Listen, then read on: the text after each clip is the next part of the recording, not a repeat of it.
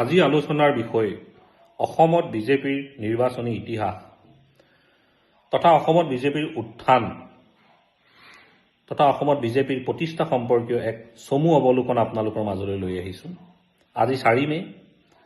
ইতিমধ্যে অসম বিধানসভা নিৰ্বাচনৰ ফলাফল ঘোষণা কৰা হ'ল।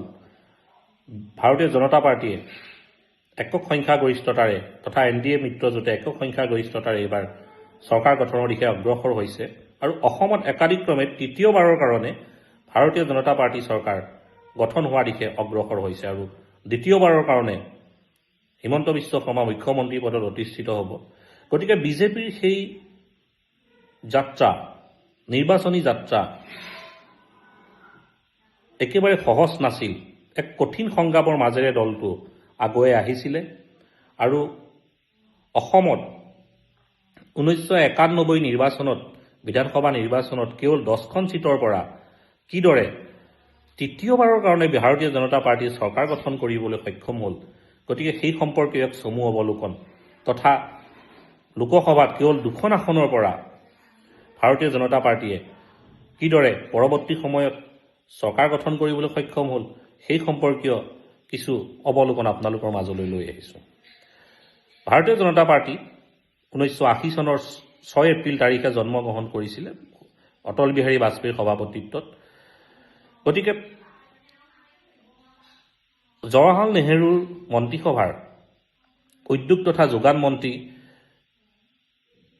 ডক্টৰ শ্যামাপ্ৰসাদ মুখাৰ্জী আদৰ্শৰে প্ৰতিষ্ঠা হোৱা জনসংঘ পৰৱৰ্তী সময়ত সেই আদৰ্শৰে ভাৰতীয় জনতা পাৰ্টী প্ৰতিষ্ঠা হৈছিলে।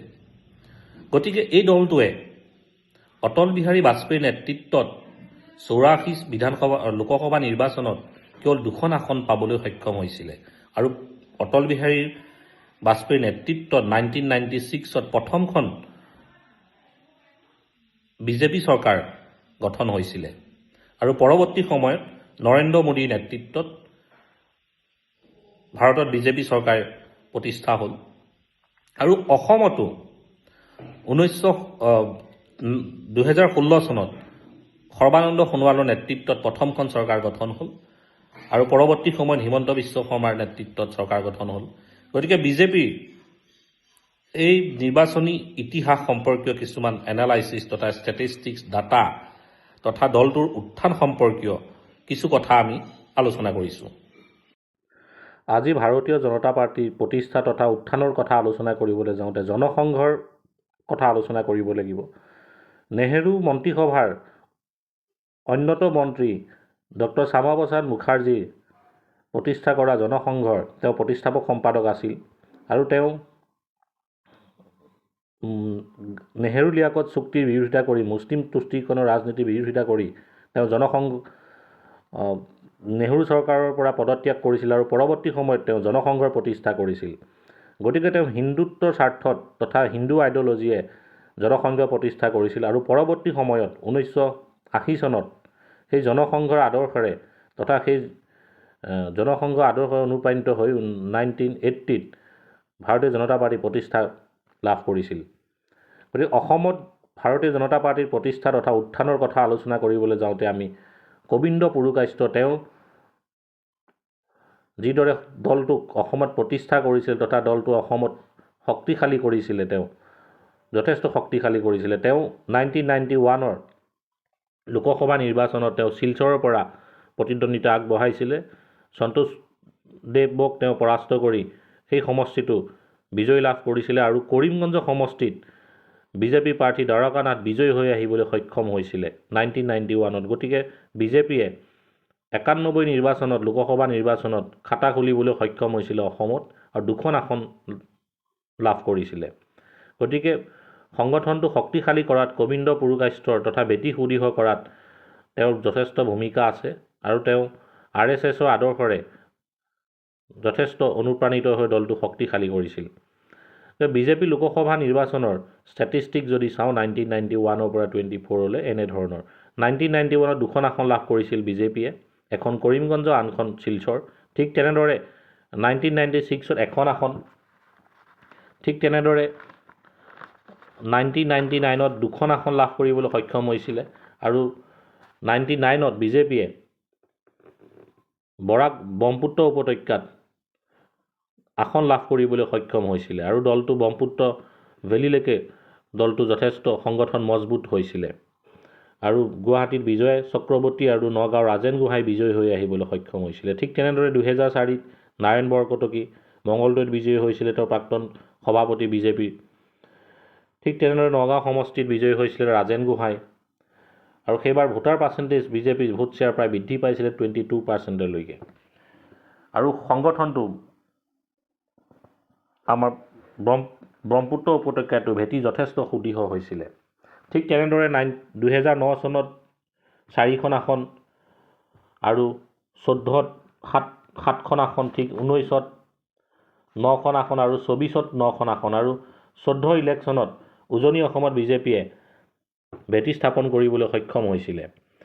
গতিকে বিজেপিৰ উত্থানত বিজেপিৰ সভাপতিসকলৰ যথেষ্ট ভূমিকা আছে। উমাকান্ত নাথ বিজেপিৰ প্ৰথম সভাপতি, গতিকে দলটো শক্তিশালী কৰাত ইন্দ্ৰমণি বৰা তেওঁৰ পৰৱৰ্তী সময়ত ৰাজ্যসভাত নিৰ্বাচিত হৈছিল, তেওঁৰ যথেষ্ট ভূমিকা আছে। ৰমেন ডেকা, ৰাজেন গোহাঁই তেওঁলোকৰ যথেষ্ট শক্তিশালী ভূমিকা আছে।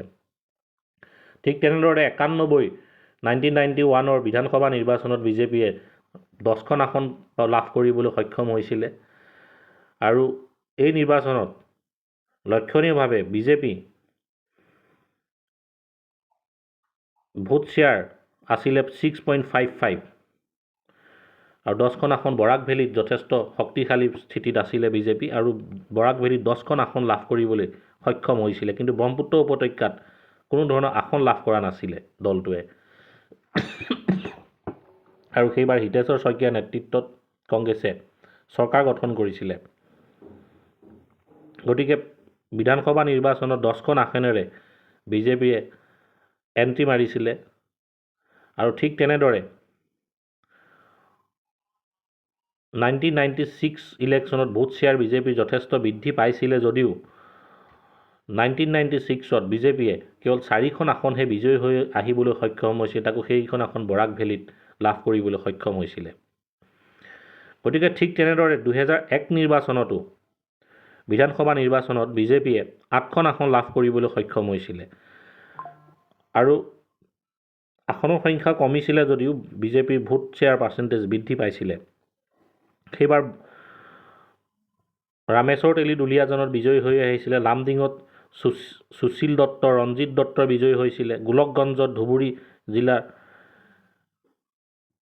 এটা সমষ্টি তাত বিজেপি বিজয়ী হৈছিলে। গতিকে এইখিনি হ'ল বিজেপিৰ ষ্টেটিষ্টিক। যদি বিজেপিৰ আমি ষ্টেটিষ্টিক চাওঁ 1991 পৰা 21লৈকে দেখা পাম যে 11 চনত বিজেপিয়ে 5খন আসন পাইছিলে, তাৰপিছত 2016ত 60খন আৰু 21তো 60খন আসন লাভ কৰিবলৈ সক্ষম হয়। এই ষ্টেটিষ্টিক আপোনালোকক দিয়া হৈছে। গতিকে বিজেপিৰ 2016 নিৰ্বাচনটো বিজেপিৰ কাৰণে চৰকাৰ গঠন কৰিবলৈ সক্ষম হৈছিলে সৰ্বানন্দ সোণোৱালৰ নেতৃত্বত আৰু অসমত চৰকাৰ গঠন হৈছিলে। গতিকে এই নিৰ্বাচনটো বিজেপিয়ে অসমৰ পৰা প্ৰথমজন মুখ্যমন্ত্ৰী লাভ কৰিছিলে, তেওঁ হৈছিল সৰ্বানন্দ সোণোৱাল। গতিকে ইয়াৰ পিছত 21 নিৰ্বাচনতো বিজেপিয়ে যথেষ্ট ভাল ফলাফল কৰিবলৈ 60খন আসনৰ লাভ কৰিছিলে আৰু হিমন্ত বিশ্ব শৰ্মা প্ৰথমবাৰৰ কাৰণে মুখ্যমন্ত্ৰী পদত অধিষ্ঠিত হৈছিলে। ঠিক তেনেদৰে 26 নিৰ্বাচন এক ঐতিহাসিক বিজয় সাব্যস্ত কৰিলে বিজেপিয়ে। 100+ আসন পাই বিজেপি দ্বিতীয়বাৰৰ কাৰণে অসমত চৰকাৰ গঠন কৰিলে। হিমন্ত বিশ্ব শৰ্মা দ্বিতীয়বাৰৰ কাৰণে মুখ্যমন্ত্ৰী পদত অধিষ্ঠিত হ'ল আৰু লক্ষণীয়ভাৱে বিৰোধী উজনি অসমত প্ৰায় শূন্যলৈ ৰূপান্তৰিত হ'ল। অখিল গগৈ জিকি আহিল আৰু এখন আসন বিজেপি পাবলৈ কংগ্ৰেছে